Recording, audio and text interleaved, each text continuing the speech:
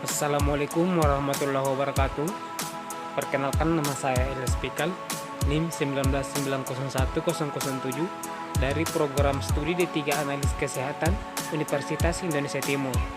Nah, pada kali ini saya akan memberikan kesimpulan dari video yang pernah dibuat yang berjudul 1. Makanan dan minuman yang berkualitas. 2. Pengunjungan ke PT Yakult. Dan yang kedua, menjelaskan makalah yang berjudul 1. Makanan dan minuman yang berkualitas. 2. Konsentrasi makanan dan minuman yang digunakan setiap hari. Nah, ini adalah untuk memenuhi tugas mid semester mata kuliah, yaitu analisa kimia amami teori. Dosen pengampu yaitu Ibu Suharsi Tahir, SSI, MPD. Kesimpulan dari video yang berjudul 1. Makanan dan minuman yang berkualitas. Nah, dalam produk makanan dan dapat terkontaminasi berbagai macam mikroorganisme, antara lain virus, jamur, maupun bakteri.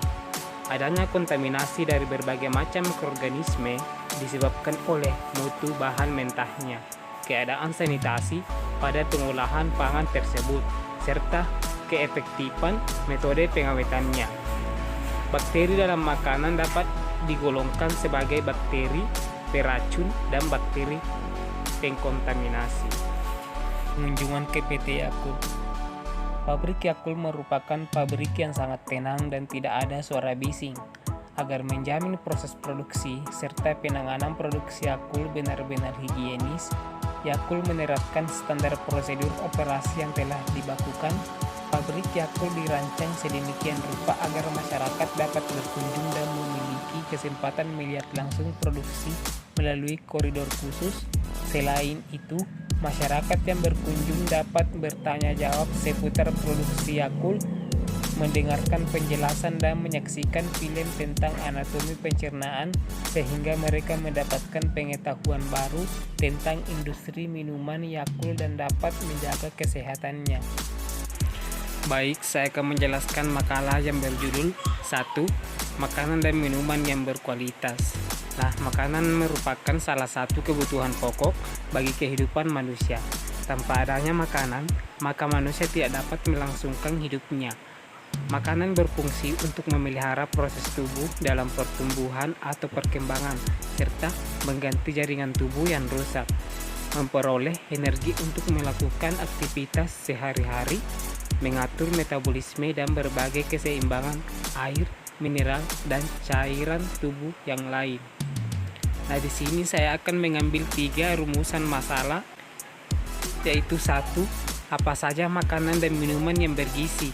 Nah, tubuh membutuhkan asupan makanan bergizi agar tetap sehat dan mampu melawan serangan penyakit, terlebih lagi pada balita, anak-anak, dan remaja.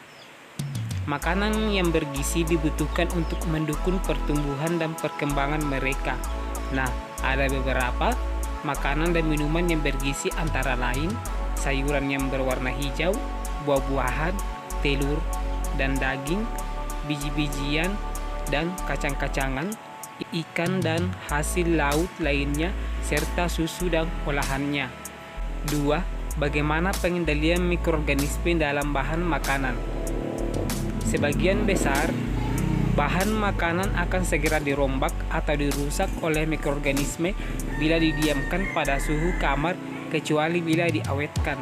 Metode-metode modern pengawetan bahan makanan menggunakan proses-proses primitif yang sudah amat diperbaiki, seperti pengasinan, pengeringan, dan pengasapan. 1. Penanganan aseptis. Contohnya, selalu menjaga agar mikroorganisme perusak tidak mencemari bahan makanan untuk mengurangi kerusakan makanan. 2. Penyingkiran mikroorganisme. Cairan yang dipaksa lewat dengan tekanan positif atau negatif melalui saringan tipe bakteri yang steril dapat digunakan untuk menjernihkan zat alir serta menyingkirkan mikroorganisme. 3. Suhu tinggi. Biasanya untuk memusnahkan mikroorganisme yang ada pada produk makanan kaleng, botol, atau tipe-tipe wadah lain, yang membatasi masuknya mikroorganisme setelah pengolahan. 3. Bagaimana cara pemeriksaan makanan dalam bakteriologis? Pemeriksaan mikrobiologis untuk pemeriksaan bahan makanan memanfaatkan teknik-teknik mikroskopis dan metode-metode pembiakan.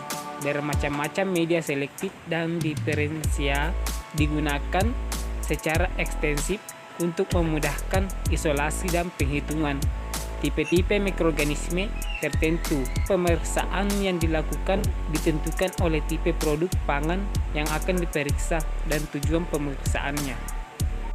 Menjelaskan makalah yang berjudul konsentrasi makanan dan minuman yang digunakan setiap hari. Konsumsi makanan secara tidak tepat atau tidak cukup akan menyebabkan malnutrisi yang dapat berujung pada berbagai gangguan kesehatan. Selain itu, beberapa jenis makanan bisa memicu timbulnya alergi makanan saat dikonsumsi oleh individu yang sensitif.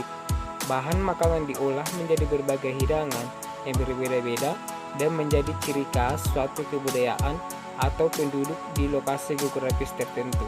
Nah, di sini saya akan mengambil rumusan masalah contoh makanan tidak sehat yang dapat merusak tubuh, gorengan, dan makanan yang dipanggang. Makanan yang digoreng dan dipanggang tetaplah contoh makanan tidak sehat. Gorengan mengandung lemak trans dan lemak jenuh yang bisa meningkatkan kadar kolesterol jahat di dalam tubuh. 2. Daging olahan. Daging olahan seperti sosis, nugget, atau daging asap adalah contoh makanan tidak sehat lainnya sehingga perlu Anda batasi konsumsinya sebab contoh makanan tidak sehat ini dapat membahayakan kesehatan apabila dikonsumsi secara berlebihan. Penyakit akibat gaya hidup buruk. Nah, faktor gaya hidup yang bisa meningkatkan risiko terkena penyakit tergolong beragam.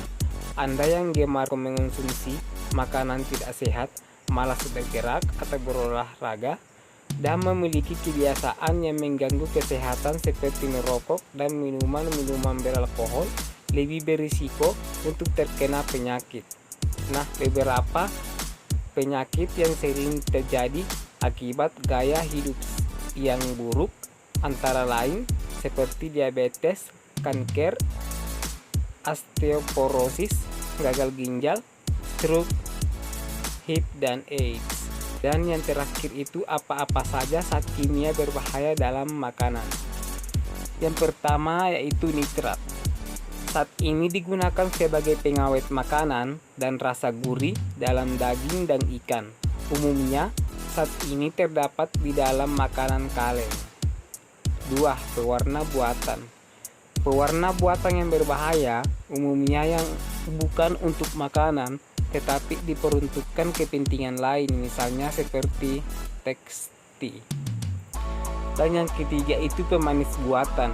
Sama seperti pewarna buatan, pemanis buatan ini mengandung aneka bahan berbahaya seperti aspartam, sukralose, sekharin, dan asesulfam potasium yang bisa mempengaruhi kesehatan.